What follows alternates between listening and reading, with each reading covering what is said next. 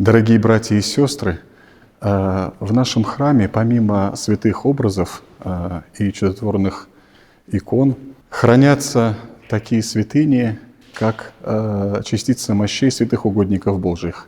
В центральном пределе, в нашем Казанском, хранятся частицы мощей святых апостолов.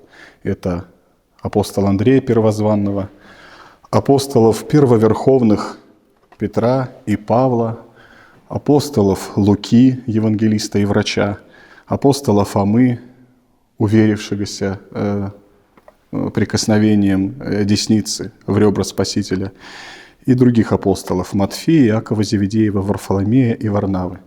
К ним всегда можно прийти, помолиться о помощи Божией, как ближайших учеников Спасителя Бога.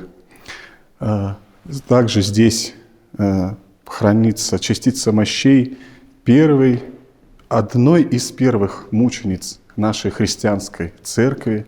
Это святой мученицы Кириакии, пострадавшей в начале IV века, девы, воспитанной в благочестивой христианской семье и затем умученной при императоре Диоклетиане.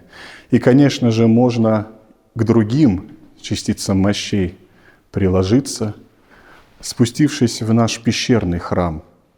Там можно совершить такое паломничество своего рода по всему христианскому миру, потому что хранятся частицы святых мощей из разных стран и разных поместных православных церквей.